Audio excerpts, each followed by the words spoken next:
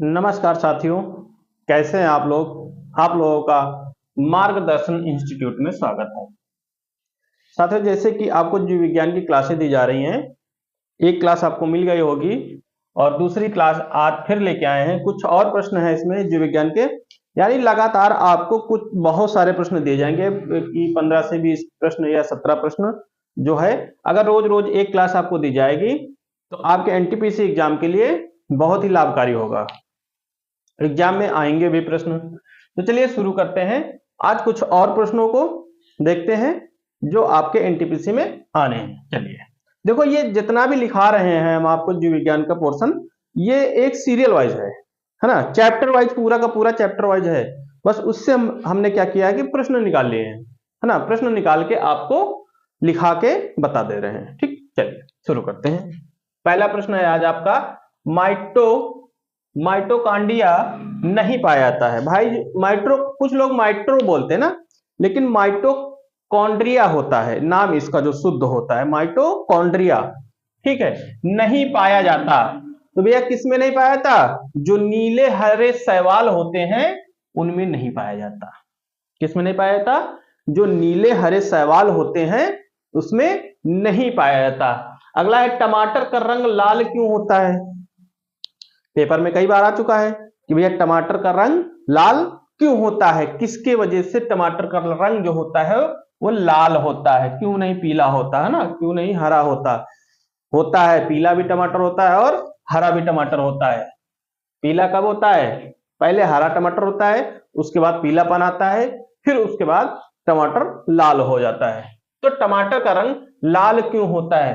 तो भैया किसके कारण होता है टमाटर का रंग लाल? लाइकोपीन नामक कैरोटीनायड के कारण। लाइकोपीन नामक कैरोटीनायड के कारण जो टमाटर का रंग होता है वो लाल होता है। थोड़ा नाम इनके अजीब होते हैं, इसलिए थोड़ा कभी कभी बोलने में दिक्कत हो जाती है ना, सभी को हो जाती है ना। नाम ही ऐसे हैं, साइंस के आधार पर इनके नाम ही बहुत ही कठिन थोड़े रखे जाते हैं। तो टमाटर का रंग लाल क्यों होता है भैया? लाइकोपीन नामक कैरोटीनायड के कारण लाल होता है। आपसे प्रश्न आया हुआ है, याद रखिएगा। चलिए अगला है, बैंगनी रंग किस पिगमेंट के कारण होता है? जो बैंगनी रंग होता है वो किस पिगमेंट के कारण होता है, आपसे पूछा गया। तो भैया किसके कारण होता है? ये होता है आपके एंथोसाइनिन के कारण। किसके कारण होता है? एंथोसाइनिन के कारण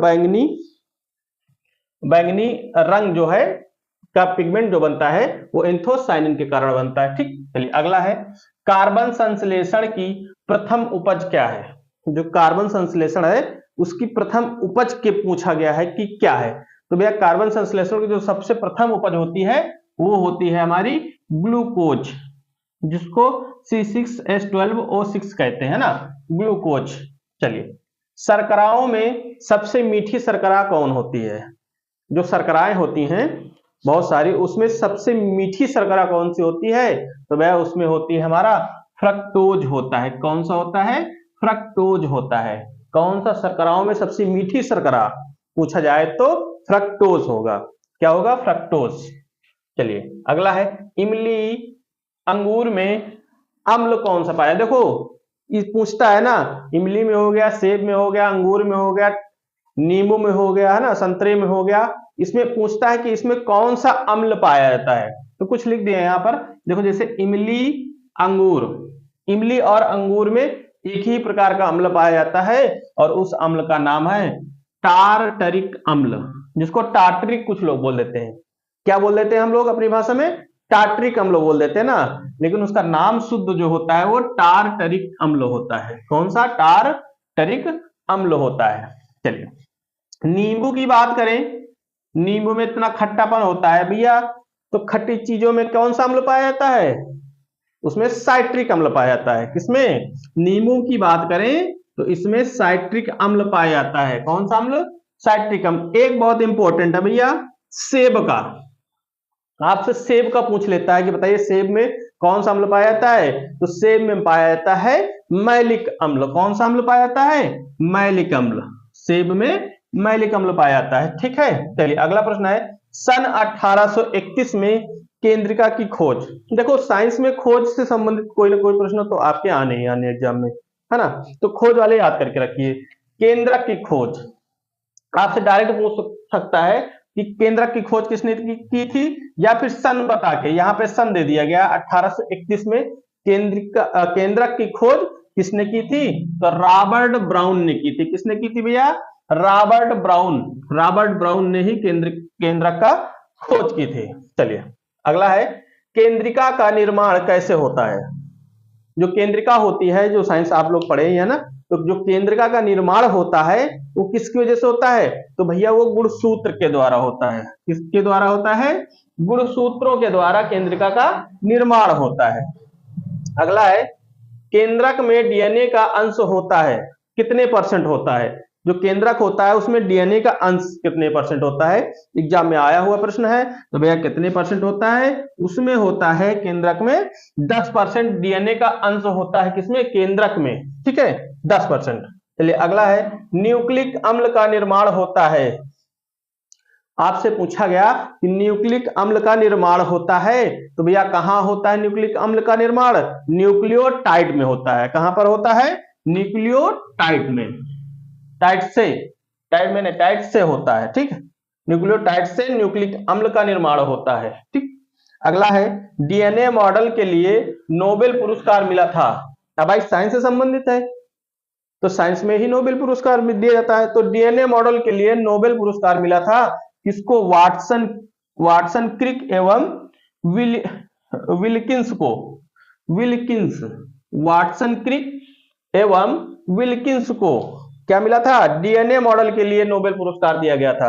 अगला प्रश्न है, डॉक्टर हरगोविंद खुराना को नोबेल पुरस्कार दिया गया था। डॉक्टर हरगोविंद खुराना सभी लोग जानते हैं, अपने देश से संबंधित है। तो भैया इस काहे के लिए दिया गया था नोबेल पुरस्कार इनको, अनुवांशिक कोड के लिए, अनुवांशिक कोड की खोज की थी। डॉक्टर हरि गोविंद खुराना ने किसकी खोज की थी, अनुवांशिक कोड की खोज की थी। किसकी, अनुवांशिक कोड की। चलिए कुछ प्रश्न यहाँ पे छोटे से ग्राफ में बना दिए क्योंकि जगह छूट रहा था, तो हमें लगा कि नहीं यहाँ पे लिखाना चाहिए, कुछ प्रश्न हो जाए। देखो जैसे कहा गया आपसे जंपिंग जीन की खोज जरूर याद करके रखिए आप। जंपिंग जीन की खोज तो भाई किसने की थी, मैक क्लिंटॉफ ने की थी। मैक क्लिंटॉफ ने जंपिंग जीन की खोज की थी, मैक क्लिंटॉफ ने। चलिए अगला प्रश्न है आपका, समसूत्री विभाजन की खोज। अगर आपसे पूछ ले बताइए समसूत्री विभाजन की खोज किसने की थी, तो भैया किसने की थी, वाल्टर फ्लेमिंग ने की थी। किसने की थी, वाल्टर फ्लेमिंग ने की थी। अगर आपसे अर्धसूत्री विभाजन की खोज पूछ ले तो समसूत्री विभाजन की खोज वाल्टर फ्लेमिंग ने की है। अगर आपसे कहा जाए अर्धसूत्री विभाजन की खोज किसने की थी, तो भैया ये फार्मर तथा मूरे ने, दो जो लोग हैं इसमें।